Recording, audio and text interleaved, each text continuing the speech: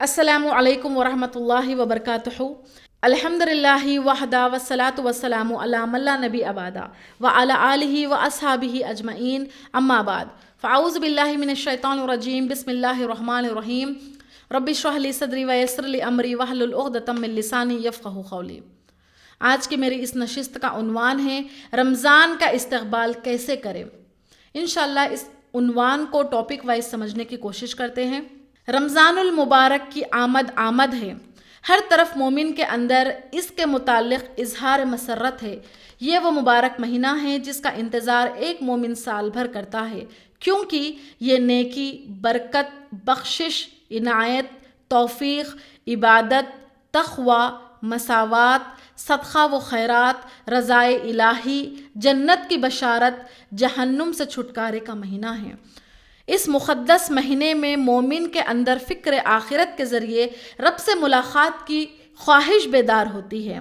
الحمدللہ، اس قدر پاکیزہ اور محترم مہینہ یہ رب کی طرف سے اس پر ایمان لانے والوں کے لیے عظیم تحفہ ہے۔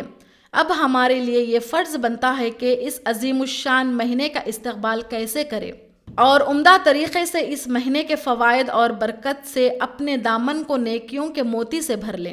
رمضان کا استقبال کیسے کریں؟ اپنے ذہن میں تصور پیدا کریں کہ جب آپ کے گھر کسی بڑے مہمان کی آمد ہوتی ہے تو آپ کیا کیا کرتے ہیں؟ آپ کا جواب ہوگا، ہم بہت ساری تیاریاں کرتے ہیں، گھر آنگن کو خوب سجاتے ہیں، خود بھی ان کے لیے زینت اختیار کرتے ہیں، پورے گھر میں خوشی کا ماحول ہوتا ہے، چہرے پہ خوشی کے آثار ہوتے ہیں، مہمان کی خاطر تواضع کے لیے بے شمار پرتکلف سامان تیار کیے جاتے ہیں۔ جب ایک مہمان کے لیے اس قدر تیاری، تو مہمانوں میں سب سے اعلیٰ اور رب کی طرف سے بھیجا ہوا مہمان ہو تو اس کی تیاری کس قدر پرزور ہونی چاہیے۔ آئیے اس تیاری سے متعلق آپ کے لیے چند مختصر باتیں بتاتی چلوں۔ عظمت کا احساس۔ رمضان کا مہینہ بے حد عظیم ہے۔ اس کی عظمت کا احساس اور قدر و منزلت کا لحاظ رمضان کے آنے سے پہلے ہی ذہن میں بٹھا لیا جائے، تاکہ جب رمضان میں داخل ہوں تو غفلت، سستی، بے توجہی، ناقدری، ناشکری، احسان فراموشی، روزے اور قیام سے بے رغبتی کا برے اوصاف نہ پیدا ہوں۔ یہ اتنے عظمت اور قدر والا مہینہ ہے کہ اس کی ایک رات کا نام ہی قدر و منزلت ہے۔ اگر آپ پڑھیں گے سورہ قدر، بے شک ہم نے اس قرآن کو شب قدر میں نازل فرمایا، اور آپ کو کیا معلوم کہ شب قدر کیا ہے؟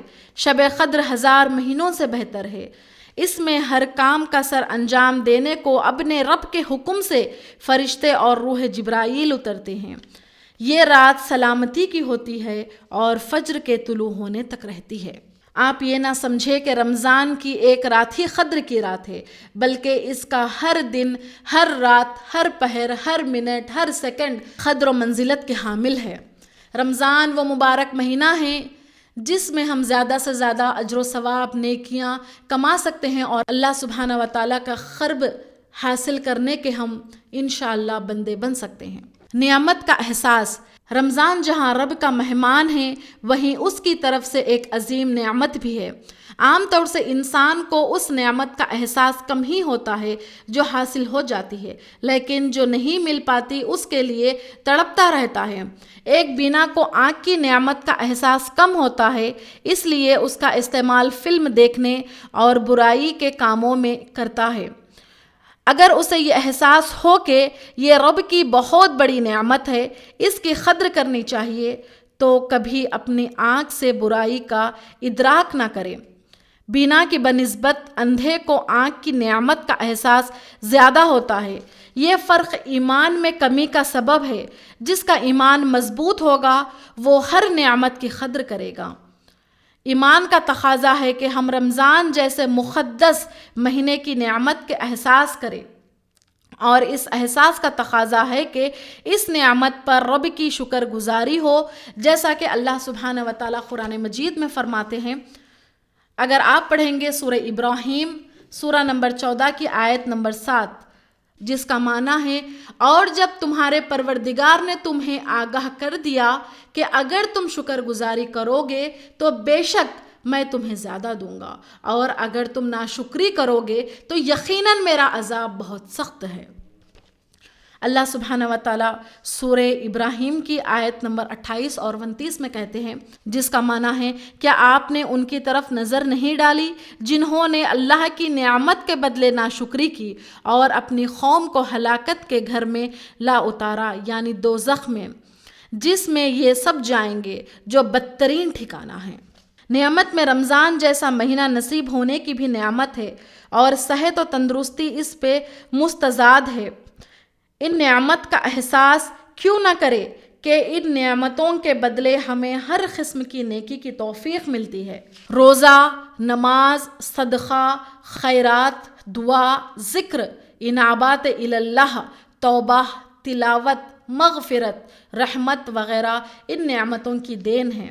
انابات اللہ کا مطلب ہے اللہ کی طرف رجوع کرنا۔ جب ہم نے اپنے دل میں مہمان کی عظمت بحال کر لی، اس عظیم نعمت کی قدر و منزلت کا بھی احساس کر لیا، تو اب ہمارا یہ فریضہ بنتا ہے کہ دنیا سے رخ موڑ کر اللہ کی طرف لوٹ جائیں۔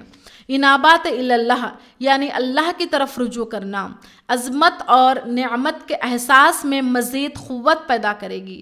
اللہ کی طرف لوٹنا صرف رمضان کے لیے نہیں ہے، بلکہ مومن کی زندگی ہمیشہ اللہ کے حوالے اور اس کی مرضی کے حساب سے گزرنی چاہیے۔ یہاں صرف بطور تذکیر ذکر کیا جا رہا ہے کہ کہیں ایسا نہ ہو کہ بندہ رب سے دور ہو کر روزے کے نام پر صرف بھوک اور پیاس برداشت کرے۔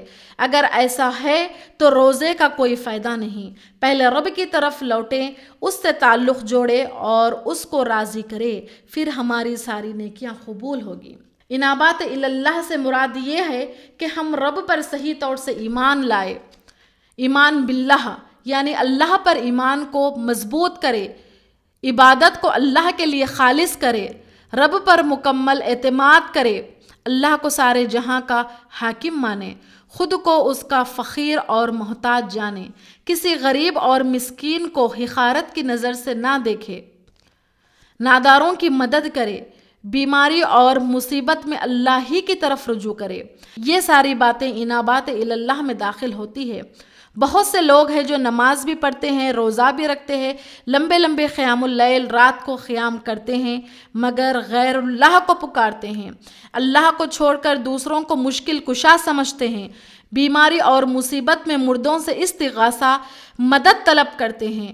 ان لوگوں کا روزہ کیسا قبول ہوگا؟ گویا ایسا عقیدے والوں کا مکمل رمضان اور اس کی نیکیاں برباد ہو جائیں گے۔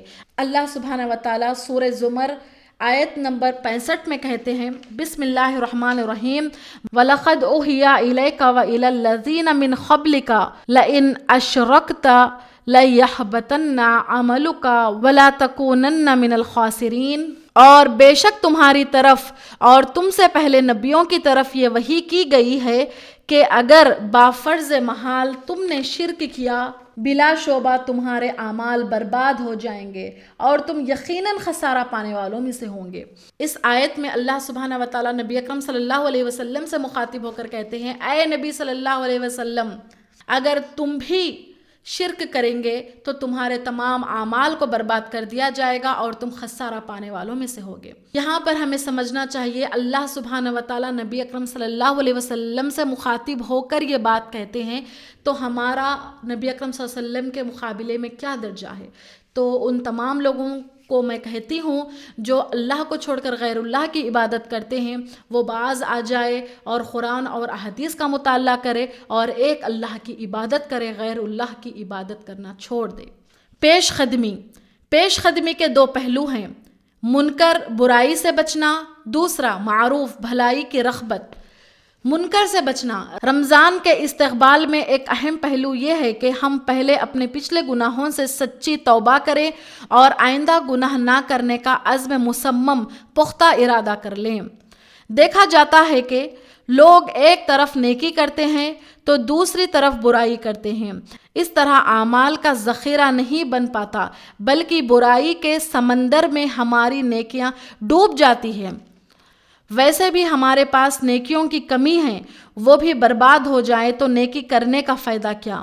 اس لیے نیکی کی اگر حفاظت چاہتے ہیں اور رمضان المبارک کی برکتوں، رحمتوں، نعمتوں، بخششوں اور حسنات کو بچانا چاہتے ہیں تو برائی، گناہوں سے مکمل طور پر بچنا پڑے گا۔ اللہ سبحانہ و تعالیٰ سورہ توبہ سورہ نمبر 9 کی آیت نمبر 53 میں کہتے ہیں، جس کا معنی ہے کہہ دیجئے کہ تم خوشی یا ناخوشی کسی طرح بھی خرچہ کرو، قبول تو ہرگز نہ کیا جائے گا، یقیناً تم فاسق لوگ ہو۔ اس آیت سے پتہ چلتا ہے کہ اللہ سبحانہ و تعالیٰ فسق و فجور اور ناپسندگی سے خرچہ کرنے کی وجہ سے صدقے کو قبول نہیں کرتا۔ اور حدیث میں صحابہ اکرام رضی اللہ عنہم اجمعین بیان کرتے ہیں، اگر آپ پڑھیں گے صحیح بخاری حدیث نمبر 594، ہم ابر کے دن ایک مرتبہ بریدہ بن حصیب رضی اللہ عنہ صحابی کے ساتھ تھے۔ انہوں نے فرمایا کہ نماز سویرے پڑھا کرو، کیونکہ نبی اکرم صلی اللہ علیہ وسلم نے فرمایا جس نے عصر کی نماز چھوڑی اس کا عمل برباد ہو جائے گا۔ جو آدمی عبادت بھی کرے اور گناہ کا کام بھی کرے تو اس میں کوئی شک نہیں کہ اس کے نیک اعمال مردود ہو جائیں گے۔ اللہ سبحانہ و تعالیٰ سورہ عنکبوت کی آیت نمبر 45 میں کہتے ہیں، جس کا معنی ہے یقیناً نماز بے حیائی اور برائی سے روکتی ہے۔ اس میں کوئی شک نہیں کہ نماز بے حیائی اور برائی کے کاموں سے روکتی ہے، تو جو نماز یا روزہ بے حیائی سے نہ روکے وہ اللہ کے یہاں قابل رد ہے۔ معروف کی رغبت، رمضان بھلائی کمانے کے لیے ہے۔ اللہ سبحانہ و تعالیٰ مومنوں کو کئی طریقے سے اس مہینے میں بھلائی سے نوازتا ہے۔ ہمیں ان بھلائیوں کے حصول کے خاطر رمضان سے پہلے ہی تیار ہو جانا چاہیے اور مواقع حسنات سے مستفید ہونے کے لیے رضا اور رغبت کے ساتھ ایک خاکہ تیار کرنا چاہیے تاکہ ہر قسم کی بھلائیاں سمیٹ سکے۔ سمجھ کے قرآن پڑھنے کا اہتمام، یعنی رمضان المبارک میں قرآن مجید کو ایک مرتبہ، کم سے کم ایک مرتبہ سمجھ کر پڑھنا چاہیے۔ 5 وقت کی نمازوں کے علاوہ نوافل عبادت، فرض نماز کے علاوہ سنت نوافل میں اضافہ کرنا چاہیے۔ صدقہ اور خیرات، عام مہینوں کے علاوہ رمضان المبارک میں صدقہ و خیرات زیادہ سے زیادہ کرنا چاہیے۔ ذکر و اذکار، رمضان المبارک کے مہینے میں زیادہ سے زیادہ ذکر و اذکار کرنا چاہیے، دعائیں مانگنا چاہیے، مغفرتیں طلب کرنا چاہیے، اللہ سبحانہ و تعالیٰ سے طلب عفو و درگزر، قیام اللیل کا خاص خیال، روزے کے مسائل کی معرفت، دعا اور مناجات، طلب عفو و درگزر، قیام اللیل کا خاص خیال، روزے کے مسائل کی معرفت، ساتھ ساتھ رمضان کے مستحب اعمال، دروس بیانات میں شرکت، اعمال صالحہ پر محنت و مشقت اور تقویٰ سے مسلح ہونے کا مکمل خاکہ ترتیب دے اور اس خاکے میں مطابق رمضان المبارک کا روحانی اور مقدس مہینہ گزرے۔ سمجھ کر قرآن پڑھنے کا اہتمام، رمضان المبارک کے مہینے میں کم سے کم ایک مرتبہ قرآن مجید کو معنوں کے ساتھ، تفسیر کے ساتھ پڑھ کر سمجھنا چاہیے۔ 5 وقت کی نمازوں کے علاوہ نوافل عبادت کرنا، صدقہ اور خیرات کرنا، ذکر و اذکار، دعا اور مناجات، طلب عفو و درگزر، قیام اللیل کا خاص خیال، روزے کے مسائل کی معرفت، ساتھ ساتھ رمضان کے مستحب اعمال، دروس و بیانات میں شرکت، اعمال صالحہ پر محنت و مشقت اور زہود و تقویٰ سے مسلسل ہونے کا مکمل خاکہ ترتیب دے اور اس خاکے کے مطابق رمضان المبارک کا روحانی اور مقدس مہینہ گزرے۔ رمضان میں ہر چیز کا ثواب 2 گنا ہو جاتا ہے اور روزے کی حالت میں ثواب کا کام کرنا مزید اضافہ حسنہ کا باعث ہے۔ اس لیے اس موسم میں معمولی نیکی بھی بڑی اہمیت رکھتی ہے، چاہے مسواک کی سنت ہی کیوں نہ ہو۔ ہر نماز کے لیے مسواک کرنا، اذان کا انتظار کرنا، بلکہ پہلے سے مسجد میں حاضر رہنا، تراویح میں پیش رکھنا، نیکی کی طرف دوسروں کو دعوت دینا، دروس و محاضرات کا اہتمام کرنا، منکرات کے خلاف مہم جوئی کرنا اور صالح معاشرے کی تشکیل کے لیے کوشش کرنا سبھی ہمارے خاکے کا حصہ ہونا چاہیے۔ بہتر تبدیلی، استقبال رمضان کے لیے خود کو مکمل تیار کرے، نیکی کا جذبہ کثیر مقدار میں ہو اور اپنے اندر اچھائیوں کے متعلق ابھی سے ہی بدلاؤ نظر آئے، پہلے سے زیادہ سچائی اور نیکی کی راہ اختیار کرے۔ رمضان چونکہ رمضان ہے، اس لیے اس سے پہلے ہی بہتری کا اظہار شروع ہونے لگ جائے، تقوی کے اسباب اپنائے اور خود کو متقی انسان بنانے پر عبادت کے ذریعے کوشش کرنے کا مخلصانہ جذبہ بیدار کرے۔ یہاں یہ بات بھی نہیں بھولنی چاہیے کہ اپنے اندر بہتری پیدا کرنے کی خوبی اور خاصہ صرف رمضان کے لیے نہیں بلکہ سال بھر کے لیے پیدا کرے۔ ایسے بہت سے لوگ جو رمضان کے نمازی ہوا کرتے ہیں اور رمضان رخصت ہوتے ہی نماز سے بلکہ یہ کہیں کہ اللہ سے ہی غافل ہو جاتے ہیں۔ اس لیے ابھی سے ہی کوشش رہے کہ اچھائی کے لیے بدلاؤ مہینہ بھر کے لیے نہیں، سال بھر کے لیے نہیں بلکہ زندگی بھر کے لیے کرنی چاہیے۔ اسی طرح بدلاؤ رمضان کے سارے اعمال کو اللہ کے حضور شرف قبولیت سے نوازے گا اور آپ کی اخروی زندگی کو بہتر سے بہتر کرے گا۔ رمضان کے استقبال کے لیے کوئی خاص دعا، خاص عبادت اور روزہ یا کوئی مخصوص طریقہ شریعت میں وارد نہیں ہوا ہے۔ آخر میں اللہ سبحانہ و تعالیٰ سے دعا کرتی ہوں، اللہ سبحانہ و تعالیٰ ہمیں رمضان کا بہترین استقبال کرنے کی، اس مہینے سے ہر طرح کے فائدے اٹھانے کا موقع فراہم کرے اور رمضان میں کثرت سے اعمال صالحہ انجام دینے کی توفیق دے اور اس اعمال کو آخرت میں نجات کا ذریعہ بنائے۔ آمین وآخر الدعوانا ان الحمد للہ رب العالمین۔ السلام علیکم ورحمۃ اللہ وبرکاتہ۔